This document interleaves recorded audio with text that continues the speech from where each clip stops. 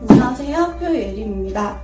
오늘은 저의 어떻게 보면 첫 이메일이기도 하고 첫 사연이기도 합니다. 4월 12일 한 아버지께서 제게 이메일을 보내주셨습니다. 피해자 아버지인 B씨께서 사건의 전말을 알려주었습니다.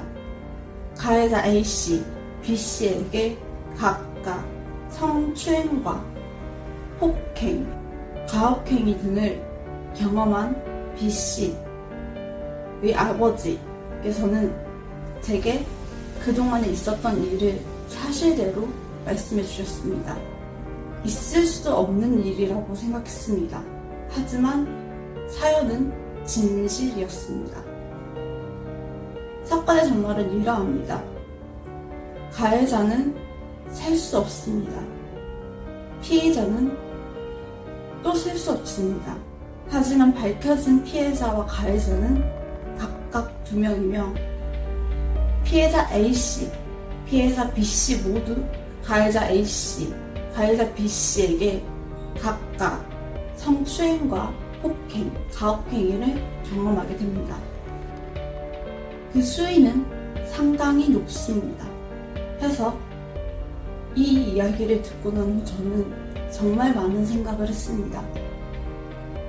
혹여나 제 영상으로 인해서 이 피해자 A씨와 B씨에게 조금이라도 불이익이 받지 않을까 라는 걱정과 함께 A씨와 B씨는 현재 괜찮은가에 대한 걱정이 앞섰습니다.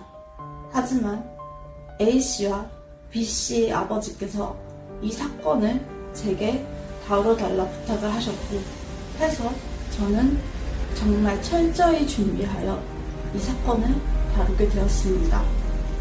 분명히 다시 말씀드립니다. 저는 사건을 공론화시키는 사람이 아닙니다. 저는 단지 피해자의 입장에서 피해자를 위로하고 피해자를 격려하며 피해자를 도와줄 수 있는 방법을 찾는 사람입니다. 편파적인 방송이라 해도 좋습니다. 이미 피해자는 수도 없이 많은 사람들에게, 수도 없이 많은 사법기관에, 수도 없이 많은 교육기관에 진술을 하느라 대인관계에 있어서 피로도가 많이 축적이 되었고 대인관계에 있어서 기피증이 생길 정도로 매우 몹시 힘들어하고 있습니다. 그렇기 때문에 저는 사법기관처럼 중립을 지키는 게 아닌 피해자의 입장에서 피해자의 이야기를 여러분께 들려드리고자 합니다. 탁구부 안에서 있었던 일이며 앞전에 제가 다루었던 이 사건과 연계되어 있습니다. 시골이기 때문에 소외되어 있기 때문에 각각 서로 엮여 있기 때문에 라는 이유로 사건을 은폐하고 사건을 각 피해자의 부모님께 사건을 축소하자고 협박하고 회유하였습니다. 그것도 모자라 피해자에게 직접 이 사건을 축소할 것을, 이 사건을 은폐할 것을, 이 사건을 취소할 것을 요구하고 협박했습니다. 협박 내용은 이러합니다. 땡땡아, 너가 지금 이 탁구부의 분위기를 알고 있지. 너희 아버지께서 왜 이렇게까지 하실까? 너희 아버지께서 계속 이렇게 하시면 결국 탁구부는 없어지게 돼. 하지만 방법이 없는 게 아니야. 땡땡아, 너가 너희 아버지를 설득하여서 학교 폭력을 접수했던 걸 취소해. 착각했다 말을 해. 라고 협박합니다, 아이에게.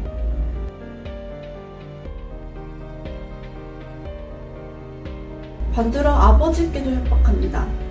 아버님, 이렇게 되면 탁구부는 없어질 수밖에 없습니다. 하지만 방법이 없는 건 아닙니다. 아이에게 직접 실수로 학폭을 접수했다 라고 회유시키면 됩니다. 그럼 아이는 탁구 생활을 하는데 지장이 없을 겁니다. 라고 말을 하게 됩니다.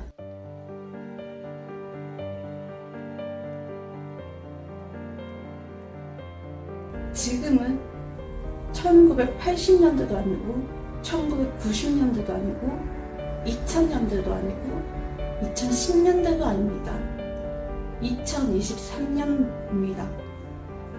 아직까지도 시골은 여전히 1980년대, 1990년대, 2000년대, 2010년대에 머물러 있습니다. 저희는 그 사건을 좀 더 꼼꼼하고 면밀하게 분석을 했습니다. 피해자 아버지께서 보내주신 서류의 양만 하더라도 두께가 이만했습니다.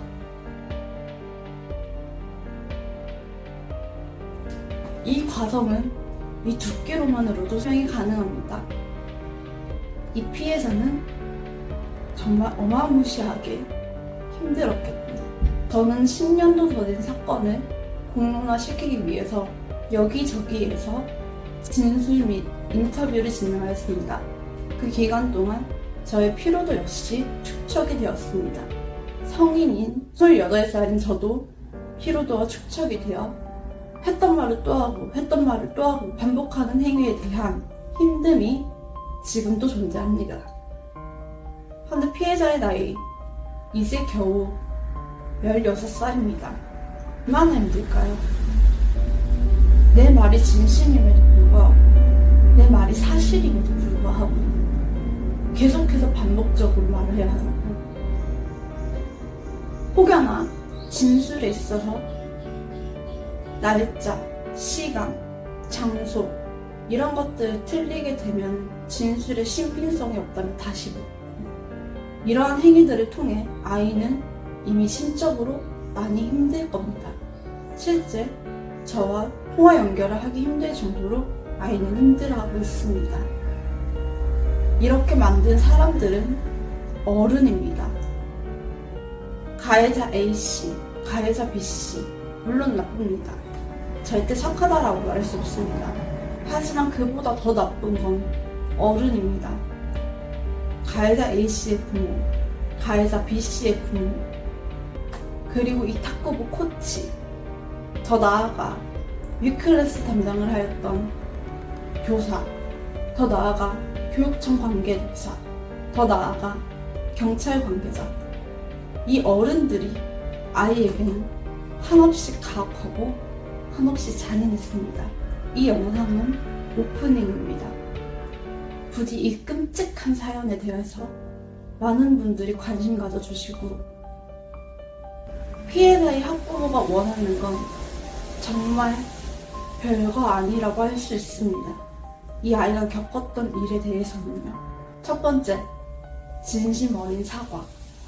두 번째, 가해 학생이 피해자 학생 근처에 오지 못하게 하는 것. 세 번째, 아이가 탁구를 하는 데 있어 공평하게 탁구를 배울 수 있는 환경이 주어지는 것. 이것이 끝입니다. 이 세 가지를 위해서 한 아이의 아버지는 생업을 거의 6개월간 포기하다시피 이 사건에 뛰어들었습니다. 직접 탐정 자격증까지 취득하며 이 사건에 대해 파헤치고 계십니다. 이게 2023년의 현실입니다. 어쩌면 이 피해 학생들은 저보다 더 가혹한 현실을 맞닥뜨리고 있을 겁니다. 이 피해 학생 A와 B는 어른들에게 정면으로 따질 수 있습니다. 제발 정신 좀 차리라고. 왜 어른입니까? 어린이와 어른의 차이점이 뭐라고 생각하십니까? 우리는 이것에 대해서 진지하게 고민을 해볼 필요성을 이번 사건을 통해서 느껴야 합니다. 어른은 마땅히 아이를 보호해야 합니다. 그런데 지금 아이들 근처에는 보호가 아닌 오히려 아이들을 괴롭히고 있습니다. 이것이 현실입니다. 탁구를 하기 위해서 아이는 묵인해야 합니다. 탁구를 하기 위해서 아이는 학대를 그대로 견뎌야만 합니다. 탁구를 위해서 아이는 가해자와 아직도 마주치고 있습니다. 이게 2023년의 대한민국의 현실입니다. 학교폭력 피해를 막기 위해서 학교폭력자치위원회가 생긴 지도 근 10년이 넘어가는데도 불구하고 아직까지도 피해자와 가해자가 분리가 되지 않고 있습니다. 가해자의 어머니, 가해자의 아버지, 즉 부모에게 말합니다. 아이를 감싸는 게 부모가 아닙니다. 아이에게 마땅한 훈육을, 아이에게 마땅한 교육을 해서 다른 아이에게 피해를 입히지 않게 하는 것도 부모의 역할입니다. 하지만 이 부모는 오히려 자신의 자녀는 절대 그런 적이 없다며 피해자와 가해자를 바꿔버립니다. 한 가해자의 부모는 한 피해자에게는 합의를 요청하고 한 피해자에게는 오히려 적반하장식으로 나옵니다. 사과란 일회성이 아닙니다. 피해자로 인해서 내가 너로 인해 상처를 입게 되었어 라는 말을 듣게 된다면 마땅히 하루 내지 몇 시간을 고민하여 역지사지 입장을 바꿔 내가 저 피해자라면 기분이 어땠을까를 진심으로 공감하고 미안하단 말을 해야 합니다. 미안하단 말했다 해서 끝이 아닙니다. 이 피해자가 피해를 입기 전으로 돌아갈 수 있게 가해자는 노력해야 합니다. 이것이 사과입니다. 용서는 사과가 따랐을 때 하는 것이 용서입니다. 이 용서 역시 피해자의 용기가 필요합니다. 많은 분들이 제게 그럽니다. 이제 그만 가해자를 용서하라고. 하지만 저희 가해자도, 이 사건의 가해자도 단 한 번도 진심 어린 사과를 한 적이 없습니다. 사과가 없는데 어떻게 용서가 있을 수 있는지 저는 그게 궁금합니다.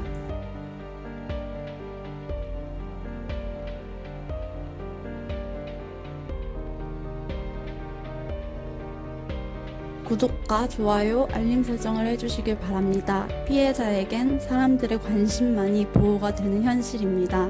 언젠가 여러분들의 이야기에도 제가 필요할 수도 있습니다. 감사합니다.